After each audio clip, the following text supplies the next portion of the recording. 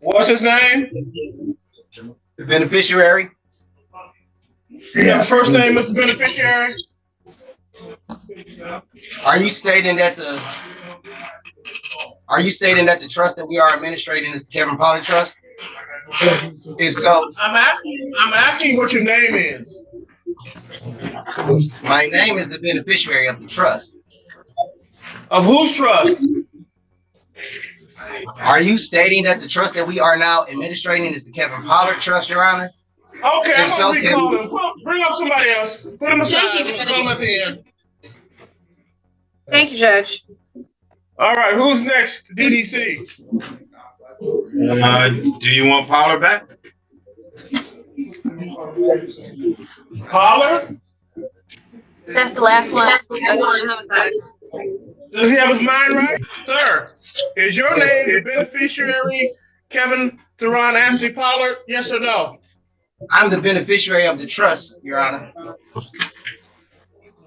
Are you stating that the trust that we are now administrating is the Kevin Pollard Trust? Are you Kevin Pollard? I'm asking you. Is the trust that we are now administrating? Sir, I ask the questions here. You give me yes or no answers. You're asking for my permission. I ask the questions. You give the answers. Is that clear? It's very clear. Okay, listen. Yes. Are you also known by the name of Kevin Pollard amongst other names? Yes or no?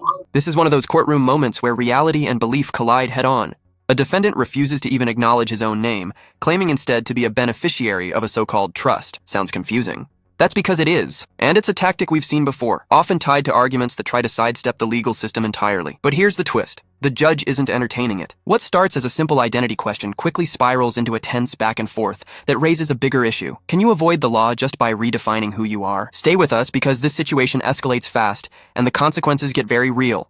Are you stating that the trust that we are now administrating is the Kevin Pollard Trust, Your Honor? If so, Kevin Pollard is in fact present today. It is you that is Kevin Pollard, Your Honor. It is you. Really? Yes, Your Honor. It is you. That is Kevin Pollard. Yes, Your Honor. You are Kevin Pollard today, Your Honor. I am the beneficiary. And then who are you? I am the beneficiary of the trust. Okay, well, Mr. Beneficiary, take you and your trust back to jail. I have some questions for the clerk, Your Honor. No. I have. Can I speak to the clerk before we go any further? You know what? I'm gonna put you in timeout. Get your mind right. Mr. Pollard? Yes, sir. Can I have the clerk present? Please, Your Honor. Don't give in.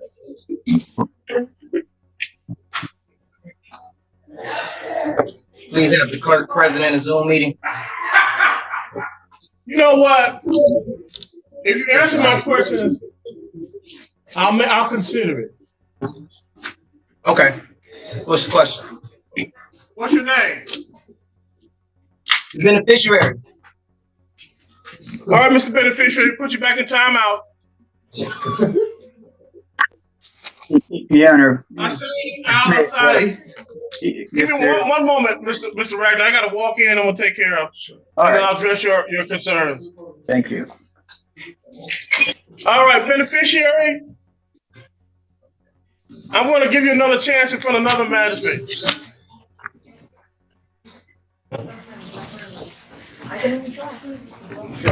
That's no problem. Can I have the clerk present, please?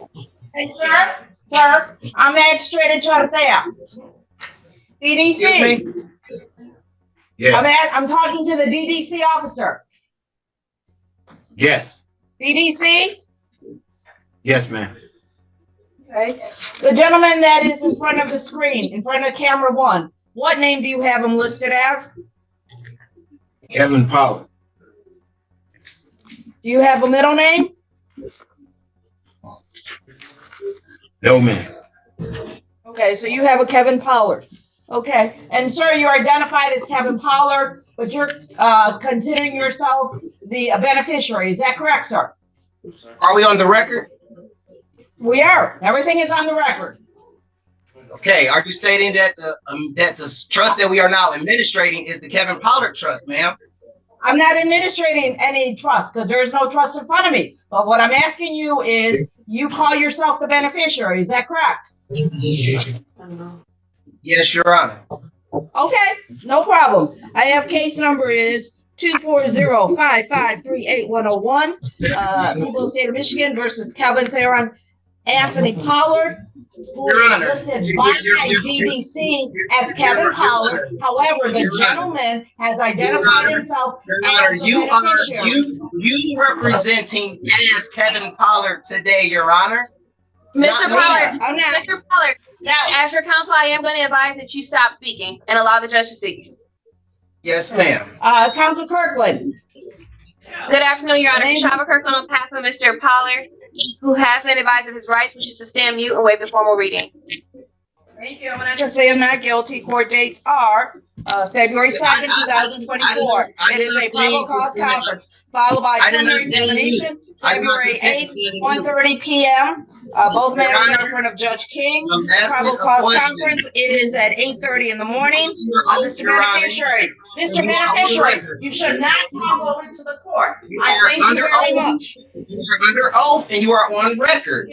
And I'm asking you, beneficiary, I have not sworn you under oath. I am under oath, so I am doing all this. I'm going to enter plea of not guilty. I already given the court dates while this case is pending, sir. Okay, there should be no contact with the individual. This is where the courtroom dynamic completely shifts. The judge has asked a simple, direct question multiple times. What is your legal name? But instead of answering, the defendant keeps repeating this beneficiary identity. Now, here's why that matters. Courts operate on legal identity, not personal interpretations or philosophical beliefs. If you refuse to identify yourself properly, you're not just being difficult, you're obstructing the process. And judges don't have time for that. Notice the escalation. The judge moves from questioning to action, ordering him back to jail. That's not punishment for beliefs, it's a response to non-compliance. So here's a question for you. Do you think the judge should have kept engaging longer, or was this the right moment to shut it down? You are not allowed to state what the judgment is. That is my job. Mr. Pollard, I do want to let you know this is person. Okay. I have a question for the clerk. Okay. I have a question for the clerk. I have a question for the clerk. You will give an opportunity, sir. You will give an opportunity. Let me finish. While this case is pending, there's no contact with there's no person contact, no contact with third parties, no phone calls, no emails, no text messaging. The people, go ahead, Esteban.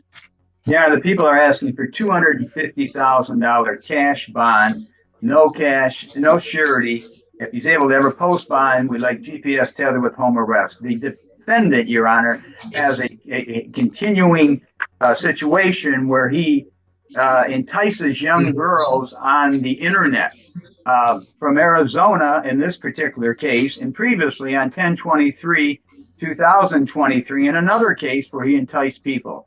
He's been arrested 3 different times for criminal sexual conduct. The first case, he was found not guilty back on 5/15/2015. The 10/21/2023 case, where he was criminal sexual conduct first degree and also contributing alcohol to a minor, 2 counts of that, was at the exam dismissed without prejudice. And my belief in all that is because these victims all live out of state. In our particular case we have here today, Your Honor, the victim is from Arizona.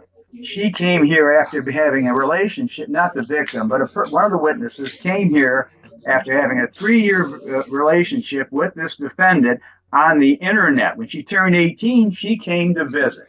And also, Mr. Pollard introduced her to another girl who is also from Arizona. The other girl brought her niece or her, I forgot who, the relationship, but her 7-year-old niece with her to visit Mr. Pollard. And what happened then, because the person was tired from traveling, she fell asleep in the living room. When she woke up, she went into the bedroom, and there was Mr. Pollard with the 7-year-old girl.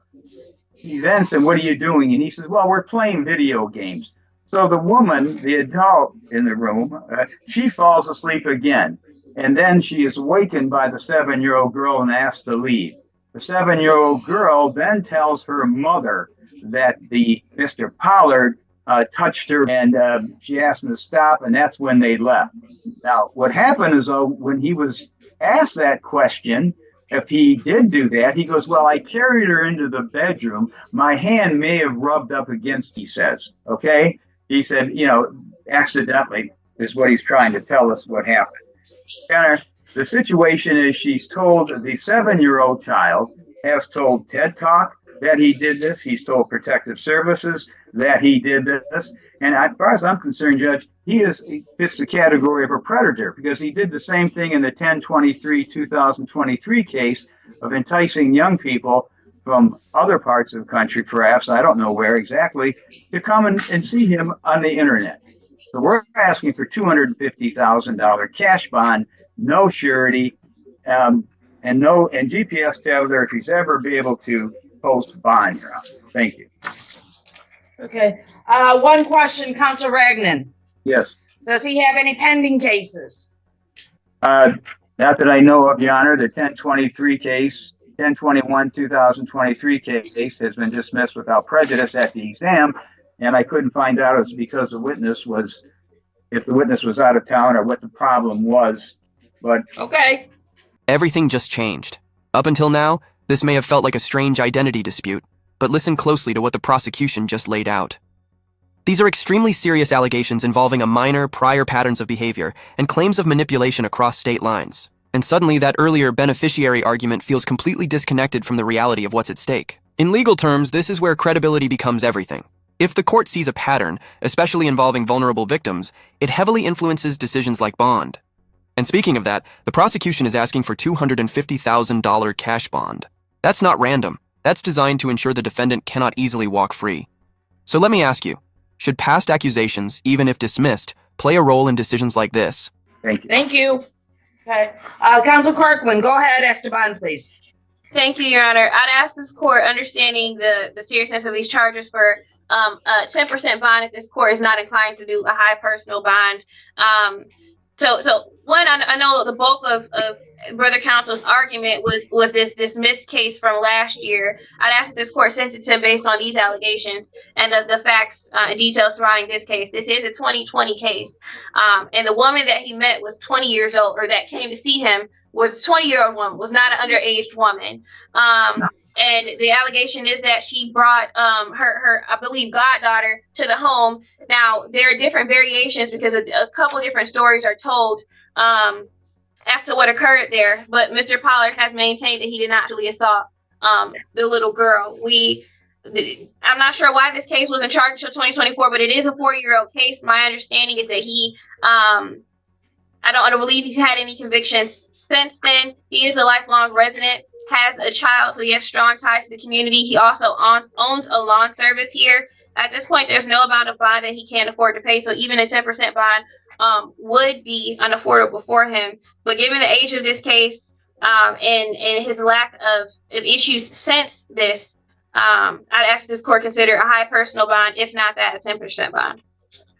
Thank you. I've heard the representations from both sides in this particular matter in reference to the beneficiary who is listed by the court or by DDC as Kevin Pollard, is that in this particular matter, even though this is from 2020, okay, there was a forensic interview, Kids Talk, with the victim, and she disclosed that she was touched by the defendant and that he rubbed with his hand.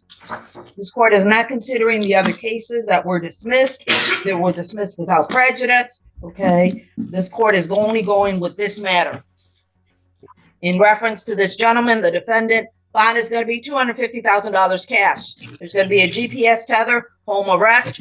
Further, okay, it's going to be unaffordable. So today is Friday. He's going to get another court date. Today's the 26th. January 29th, 2024, 9 o'clock in front of Judge McConigal, who's going to be looking at the bond amount and bond conditions. Also, there is one other thing.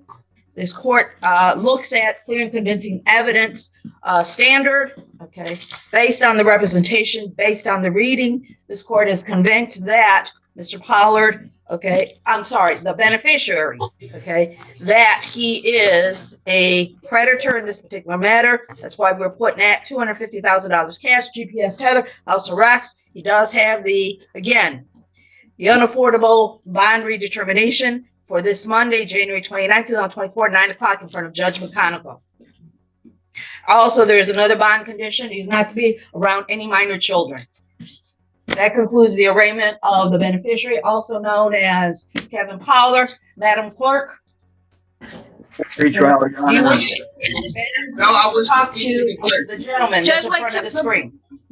Judge, Okay. pre-trial on Just exam- know for the record is that the clerk has declined to talk to the gentleman in front of the screen. No, that is not concludes the fair. arraignment. Thank you. That is not fair. You cannot do this. Under oath and on record, you cannot do this. I have rights, and you violated them, and you was not my judge. Okay, you can go. Go ahead and do whatever. You cannot do that. Okay. As the beneficiary, Judge, can we have those dates again? I asked the I'm sorry. Can we have those dates again? We couldn't hear them. What were the dates? February 2nd, February 8th. February 2nd, February 8th. Bond the clerk redetermination administrator Monday. of this QV trust account that Huh? What you? And there it is, the final decision. A $250,000 cash bond, GPS tether, house arrest conditions, and a strict order to stay away from minors. Let's break that down. A cash bond means no percentage. He has to pay the full amount up front. That alone makes release extremely unlikely. The judge also made it clear, this decision is based solely on the current case, not past ones, but the nature of the allegations and the evidence presented were enough to justify these strict conditions. What's striking here is the contrast. On one hand, the defendant is arguing about identity and trusts. On the other hand, the court is focused on serious criminal allegations and public safety. Two completely different conversations, and only one of them matters in a courtroom. Now the case moves forward, and the next hearing could determine whether those bond conditions change. But for now, the message is clear: the court is taking this seriously. If you found this case as shocking as we did, make sure to hit that like button, share your thoughts in the comments, and don't forget to subscribe for more jaw-dropping courtroom breakdowns.